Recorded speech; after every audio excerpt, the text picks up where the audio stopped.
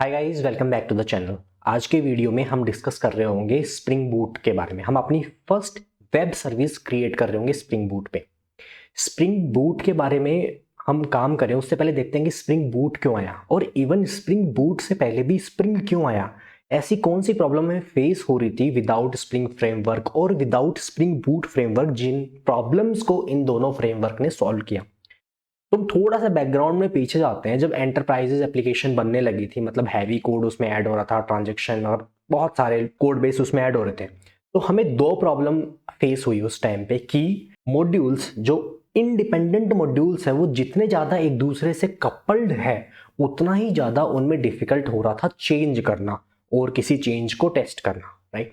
Second चीज़ जो हो रही थी वो ये हो रही थी कि हमें बहुत सारा कोड मतलब लिखना पड़ रहा था, जस्ट बिकॉज की डिमांड ऑफ कोई फ्रेमवर्क है उस चीज़ के लिए। मतलब अगर हमें कोई पता है कि हमें 5 लाइन लिखनी ही लिखनी है, तो क्यों ना उन 5 लाइन्स को किसी कंपाइल लाइब्रेरी में या किसी और लाइब्रेरी में डाल दिया जाए।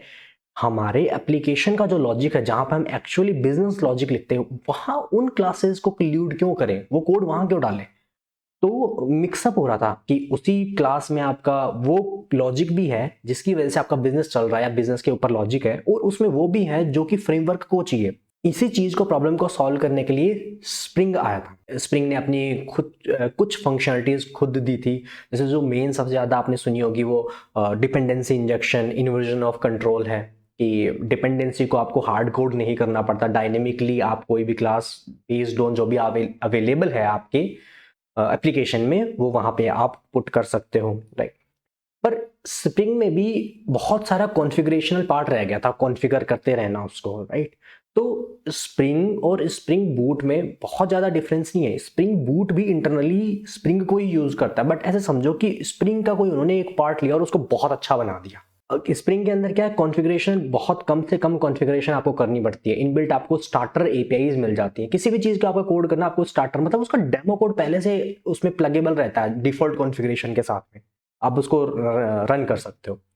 तो मैं आपको दिखाता हूँ कैसे आप अपनी स्प्रिंग बूट की फर्स्ट एपीआई क्रिएट कर सकते हो। आपको याद होगा तो हमने पिछली वीडियो में एक बेसिक एपीआई क्रिएट की थी बेस्ड ऑन सर्वलेट, राइट, जिसमें हमने हेलो वर्ल्ड कॉल करवाया था। आज हम सेम एपीआई सेम यूआरएल पे क्रिएट कर रहे होंगे with spring boot. Spring boot से एपीआई क्रिएट करने के लिए सबसे अच्छा वे, अगर आप कोई भी स्प्रिंग की एपीआई बनाना चाह रहे हो, राइट, तो आप सबसे पहले जाओ और उसके अंदर जाओ स्प्रिंग स्टार्टर डॉट आईओ, ये आपको यहाँ मिल जाएगा। जैसे आप स्प्रिंग स्टार्ट आईओ जो भी गूगल में सर्च करोगे उसके बेसिस पे आपको ये मिलेगा स्प्रिंग इनिशियलाइजर। स्प्रिंग इनिशियलाइजर की वेबसाइट कुछ ऐसी होती है। ये वेबसाइट करती क्या है, ये वेबसाइट डिफॉल्ट कॉन्फ़िगरेशन प्रोवाइड करती है जिसके बेसिस पे आपको एक डमी पैकेज बना के दे देती है। जैसे मुझे मेवेन चाहिए या ग्रेडल चाहिए। ये मेवन और ग्रेडल एक बिल्ड मैनेजमेंट टूल है। जैसा कि आपको लास्ट वीडियो में याद होगा, हम मैं खुद से अपनी क्लासेस कंपाइल कर रहा था, उसको प्रॉपर प्रोजेक्ट के स्ट्रक्चर में रख रहा था। ये सारे काम मेवन या फिर ग्रेडल करते हैं। मेवन एक्सएमएल बेस्ड कॉन्फ़िगरेशन है और ग्रेडल में शायद ग्रूवी लैंग्वेज यूज होती है। उसके बाद कि मैं जो ये एप्लीकेशन बनाना चाह रहा हूँ, मैं किस लैंग्वेज में लिखना चाह रहा हूँ, जावा, कॉटलिन, ग्रूवी, मैं जावा में लिखना चाह रहा हूँ। उसके बाद है स्प्रिंग बूट का मैं कौन सा वर्जन यूज करना चाह रहा हूँ। मैं बाय डिफॉल्ट जो 2.6.4 है वो सेट कर देता हूँ।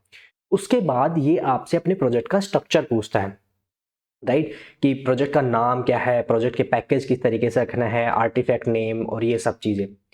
ये सब चीज़ें मैं आपको दिखाऊंगा कि मेवेन में जब हम बनाते हैं कोई प्रोजेक्ट का, हम आर्टिफैक्ट बनाते हैं तो कुछ चीज़ों के कुछ चीज़ें इसमें स्टैंडर्ड नाम वगैरह दिए हुए हैं ताकि दूसरे लोग उसको ढूंढ सकें।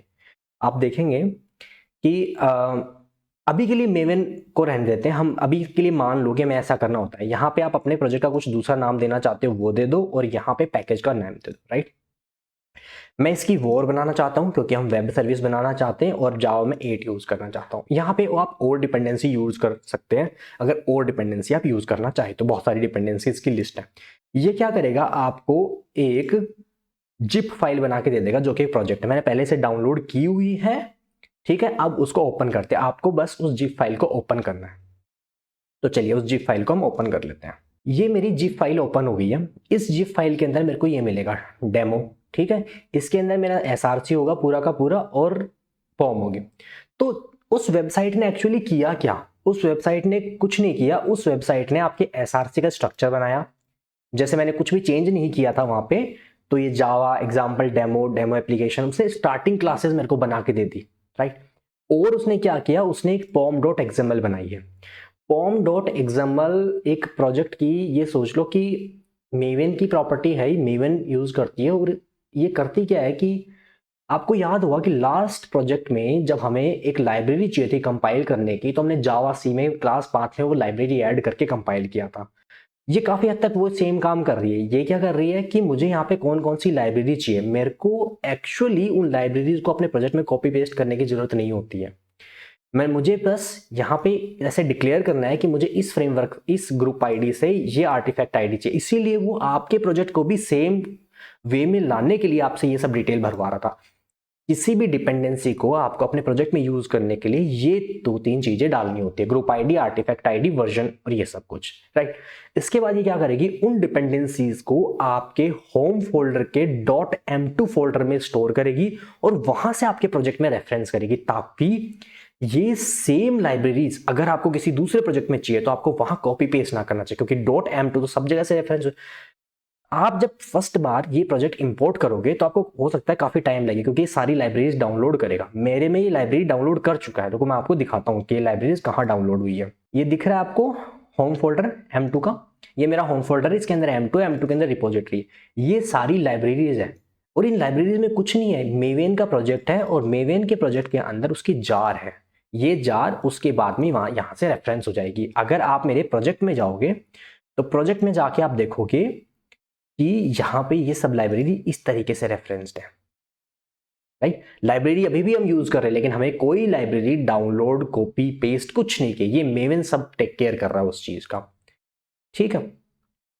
उसके बाद में हमारे स्प्रिंग एप्लीकेशन हो गया। उसके बाद में क्या होता है, स्प्रिंग को ये हमारे ये एक्चुअली डमी एप्लीकेशन हो गया। इसमें ये बोल रहा है कि यहाँ पे एसडीके नहीं है, एसडीके लगा दो। मैं एसडीके लगा देता हूँ, ऐड जेडीके, और ये जेडीके मैंने ऐड कर दिया। हमारे पास इस एप्लीकेशन को चलाने के 2 तरीके होते हैं। एक तो इसमें मेन क्लास दी हुई है, वो चला सकते हैं, और एक इसकी वॉर बना के टॉमकैट में डिप्लॉय कर सकते हैं, वो कर सकते हैं।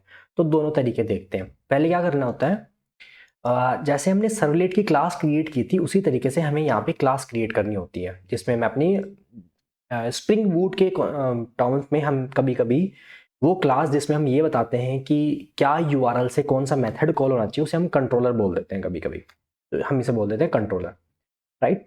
स्प्रिंग को बताने के लिए कि, क्योंकि अगर हम किसी फ्रेमवर्क के हिसाब से काम कर रहे होते हैं तो कुछ रूल्स होते हैं, हमें बताना है, हमें क्या बताना है स्प्रिंग को, कि मैं इस क्लास को as a rest controller use करूंगा। तो इसके ऊपर एक एनोटेशन लग गई, राइट। उसके बाद कुछ नहीं करना, मुझे एक मेथड बनाना है, स्ट्रिंग, राइट। मैंने इस मेथड का नाम रख दिया से हेलो, राइट। और इसमें रिटर्न क्या करवा दिया, हेलो वर्ल्ड, राइट। अब इस मेथड को ही मुझे बताना पड़ेगा कि ये मेथड कब कॉल होना चाहिए। जैसे मैंने क्या बोला कि ये मेथड मेरा, मतलब कुछ ना प्री डिफाइंड टैग्स होते हैं, ये ऊपर एट द रेट जो लग रहे हैं, इनको एनोटेशन बोलते हैं। ये आप 2-4 याद कर लो, 2-4 से ज़्यादा यूज होते नहीं है, वो याद कर लो और उसके हिसाब से चल जाता है। मान लो मैंने इसको लिख दिया हेलो WORLD, राइट, और बस यहाँ से रिटर्न कर दिया, दैट्स इट। आपको याद होगा हमने डाउनलोड किया, डाउनलोड करने के बाद कंट्रोलर नाम की क्लास बनाई, और कंट्रोलर नाम की क्लास बनाने के बाद में उसमें बस इतना लिखा है, हमारी सर्विस बन गई है एक्चुअली। अगर मैं आपको चला के दिखाता हूँ, रुकिए। तो आपको जाना है मेन क्लास, क्योंकि हर एक एप्लीकेशन, जावा की एप्लीकेशन को मेन क्लास जरूर चाहिए होती है चलाने के लिए। मैं गया, मैंने रन कर दिया रन डेमो जावा एप्लीकेशन। तो ये कुछ दिखाएगा आपको, नीचे लॉग वगैरह आएंगे कि क्या कर रहा है ये। यहाँ पे इसने चला दिया स्प्रिंग बूट की एप्लीकेशन, यहाँ पे आपको लॉग दिखाई देंगे। और बाय डिफॉल्ट स्प्रिंग बूट की एप्लीकेशन 8080 पोर्ट पे चलती है, तो उसने दिखा दिया कि 8080 पोर्ट पे चल गई है। अब मैं आपको दिखाता हूँ कि इसे ब्राउजर पे एक्सेस करके। तो ये रहा मेरा ब्राउजर, और local host :8080 and hello WORLD, right. Hello world print हो गया, सर्विस बन गई आपकी बेसिकली। आपने एक चीज नोटिस की होगी कि यहाँ मैंने वो डेमो क्यों नहीं डाला। बाय डिफॉल्ट जो ये स्प्रिंग इसने काम कैसे किया होगा अगर आप एक बार सोचो तो, इसके अंदर इंटरनली इसके पास एक टॉमकैट की डिपेंडेंसी है जो आपको दिखेगी pom.xml। तो इंटरनली है ना, इसने एक टॉमकैट यूज किया है, जो टॉमकैट इसकी pom.xml में लिखा हुआ है, ये देखो सबसे नीचे आके ये। तो इसने क्या किया, उस टॉमकैट को फायर किया, स्टार्टअप किया और अपनी एक वॉर फाइल बनाई है, अपनी एक वॉर फाइल रूट नेम से बनाई है और इसके अंदर डिप्लॉय करती। जब आप टॉमकैट में डिप्लॉय करते टाइम किसी फाइल को root.war कैपिटल RWT, तो आपको उसको प्रोजेक्ट नेम नहीं देना होता। इसीलिए मैंने जब URL ऊपर एक्सेस की तो मैंने उसमें प्रोजेक्ट नेम नहीं दिया है। अब इसी चीज को मान लो मुझे एक्सटर्नल टॉमकैट है मेरे पास, मुझे उस पर डिप्लॉय करना, तो मुझे क्या करूंगा, मेवेन एक सॉफ्टवेयर है और उसे क्या काम कैसे करना है वो pom.xml बताती है। तो मेरी हर काम जो भी मेवेन करेगा वो pom.xml में लिखे। मैंने लिखा मेवेन क्लीन पैकेज, मेवेन को रेफर करने के लिए। क्लीन का मतलब है कि सोर्सेस से अगर पहले से कुछ क्लासेस बनी गई हैं, जैसे कि हमने सोर्स से क्लास बना के क्लासेस फोल्डर में रखा था ना, वो सब क्लीन कर दो, स्क्रैच से स्टार्ट करो और क्लास फाइल बना के उनको पैकेज कर दो। पैकेजिंग किस फॉर्मेट में करनी है, वॉर या जार बनानी है, वो हम यहाँ रखते हैं। और उसके बाद में ये नीचे हमें पैकेज बना के दे देगा, इसे बता देगा कि वॉर कहाँ बनी हुई है, यहाँ बनी हुई है मेवेन ये डेमो, ठीक है। इस वॉर को उठाओ, इस बार यहाँ से आप जा सकते हो वैसे उसके अंदर शो इन फाइल्स, मैं उसके अंदर चला गया, मैंने उसको कॉपी कर लिया है और कॉपी करने के बाद में मैं उसमें टॉमकैट में डाल दे रहा हूँ, राइट। तो ये मेरी टॉमकैट वाली स्क्रीन हो गई, यहाँ पे वेब एप्स हो गई, वेब एप से मैंने यहाँ पे डाल दिया, ठीक है। अब मैं क्या करूँगा, इस टॉमकैट को स्टार्ट कर दूंगा। तो टॉमकैट को स्टार्ट करने के लिए हमें बिन फोल्डर में जाओ, बिन फोल्डर में जाओ और यहाँ पे .startup.sh होती है, ठीक है, उसको स्टार्ट कर लो। अगर विंडोज़ है तो .startup बैच फाइल होगी, लाइनक्स में sh होती है। तो ये मैंने चला दिया, बट ये भी शायद बाय डिफॉल्ट 8080 पे चलता है, तो मुझे पहले वो बंद करना पड़ेगा क्योंकि जो मैंने रन किया है ना उसका टॉमकैट का इंस्टेंस अभी चल ही रहा है 8080 पे। तो मैं इसे बंद कर देता हूँ, अपना वो वाला इंस्टेंस मैंने बंद कर दिया और यहाँ से मैं दोबारा एक बार स्टार्ट कर देता हूँ, कर दिया मैंने स्टार्ट, ठीक है। तो अब मैं देखूंगा अपने उस फोल्डर के अंदर कि क्या वॉर एक्सप्लोड हो गई है। तो मैं वेब्स के अंदर गया और ये देखो वॉर एक्सप्लोड हो गई। मैंने बताया था ना लास्ट वीडियो में, वॉर जिस नाम से बनाते हो उसमें से वॉर हटा के वो उसका प्रोजेक्ट का फोल्डर बना देता है। तो प्रोजेक्ट का फोल्डर लिया मैंने, अपने उस पर चला जाता हूँ अभी मैं क्रोम पे गया और यहाँ पे बस मुझे प्रोजेक्ट का नाम डालना है और बाकी सब कुछ सेम है, चल गया। तो इसी तरीके से आप एक्सटर्नल टॉमकैट पे भी जा सकते हो, इंटरनल टॉमकैट पे भी जा। इंटरनल टॉमकैट का ये बहुत ज़्यादा फायदा होता है, आपको बार बार वॉर बना के एक्सटर्नली डिप्लॉय नहीं करना पड़ता, आप सब चीज़ें अपने लोकली सिस्टम पे चेक कर सकते हो, ठीक है। तो नेक्स्ट वीडियो में हम इसी के कॉन्फ़िगरेशन पे कि और आप, ये तो हमने नॉर्मल सी वेब सर्विस बनाई और क्या क्या कर सकते हो स्प्रिंग बोर्ड पे, उन टॉपिक्स को कवर करेंगे। Thank you, thanks for watching.